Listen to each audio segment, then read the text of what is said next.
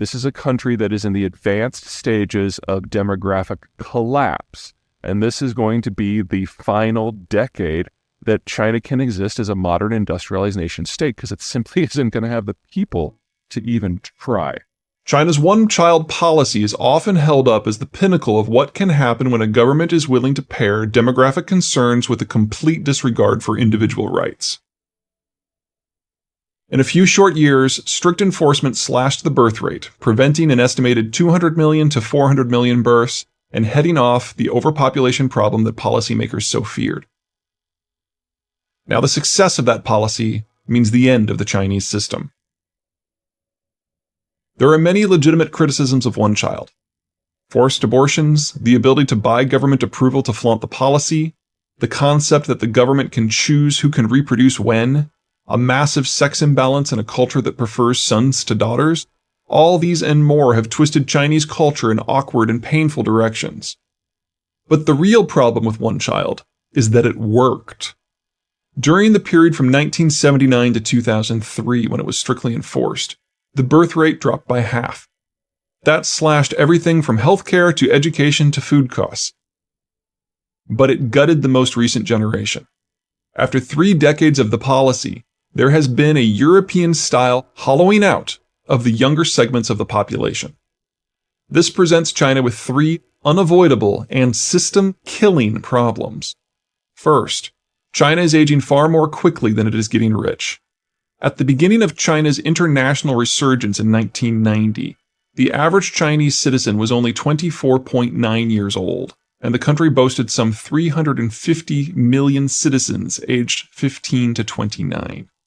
It was this simple circumstance that allowed for China's massive manufacturing boom in the 1990s and 2000s. China was the world's ultimate source of cheap labor, and no other developing country could compete with the Chinese on price. Fast forward to the present, and courtesy of one child, the average Chinese is now 37, just a shade younger than Americans who are currently 37.3 years old. The Chinese will pass the Americans in average age in 2019, and by 2030 will be 42.9 years old versus 39.6 for the Americans.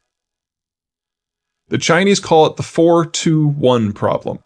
4 grandparents to 2 parents to 1 child. China is not yet wealthy enough to be able to try to afford a pension system like the advanced democracies, which places the onus of caring for the elderly on their descendants, of whom there are precious few. In terms of relative numbers, the financial cost of the one-child policy is more than double the comparative costs that the Americans face from the boomer retirement. And the Americans already have a social security system in place to absorb some of the cost.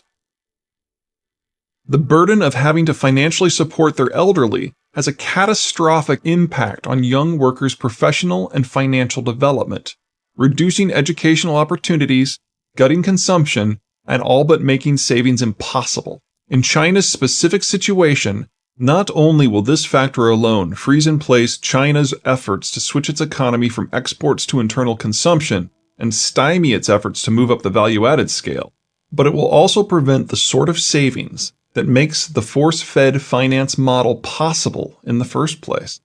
Second, China will never be able to move away from its current export-driven model. Recall what roles each age group carries out in society from an economic point of view. Young workers do the consuming that generates economic growth. The last baby boom that China experienced was in the 1980s, just as one child was picking up, and China has suffered from an intentional baby bust ever since.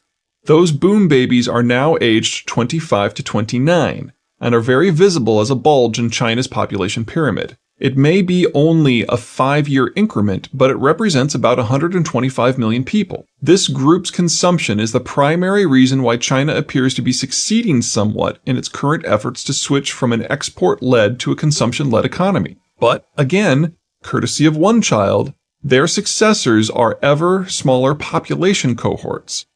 So congratulations are due to China for having impressive consumption growth in recent years.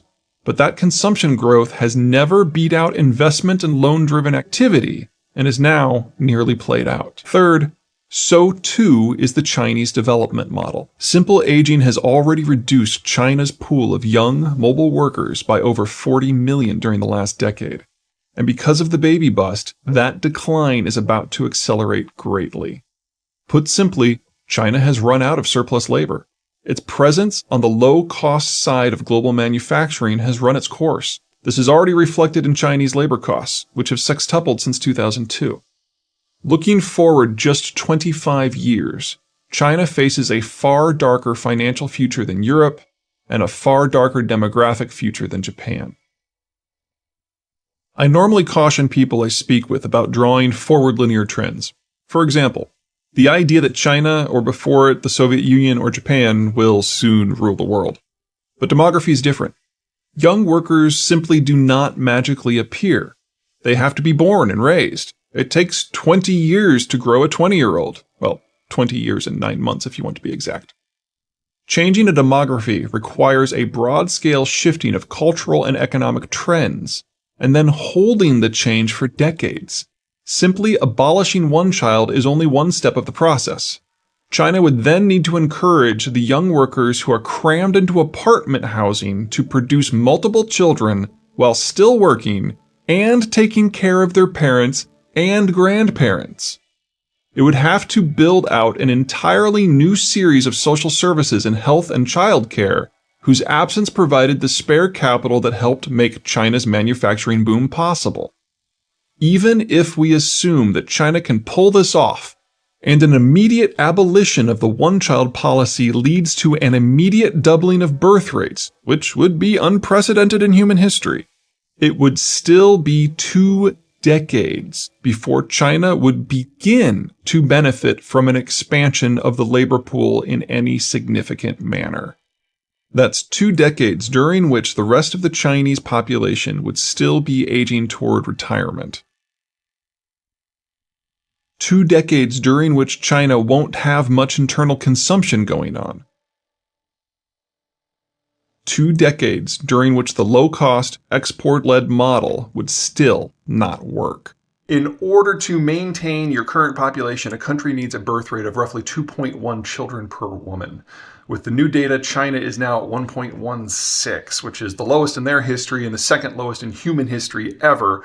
That's on top of the fact that their biggest cities now have birth rates that are below 0.7, making it impossible for them to maintain their population at all unless they raid the countryside, and China has been raiding the countryside for the last 40 years, and there are now not a lot of people left to pull in. That means just from this one statistic, China is already the fastest aging society in human history. The second big number is that China's population peaked last year, in fact, with the population dropping by about 800,000 people. The scary thing about both of these figures is that we know they're wrong.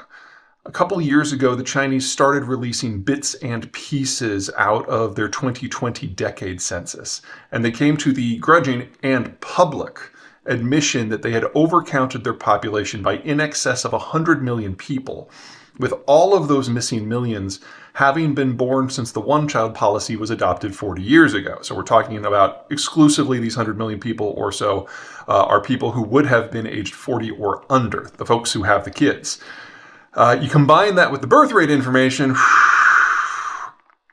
and we are looking at the complete dissolution of the Chinese demography in a very short period of time. Because if you're losing a lot of people, or you've never had a lot of people under age 40, that suggests that the ability of the Chinese system to maintain a workforce and a tax base is dissolving before our eyes. And we've never seen a system anytime in history that's been able to make it through this sort of transition without a massive, massive, massive change in the political and economic environment. And the possible changes the Chinese are about to experience are not what I would consider things that will make this work better. The problem is that the Chinese model, economic model, is completely dependent upon globalization and internationalization. This is a country that imports 75 to 80% of their oil. This is the world's largest importer of food. This is a country whose oil comes primarily from the Persian Gulf, which is no longer being patrolled by anyone with a navy. And this is a country whose economic model is utterly dependent upon the ability to import raw materials and tech and then export semi-finished and finished goods to other markets that are in a different hemisphere for the most part.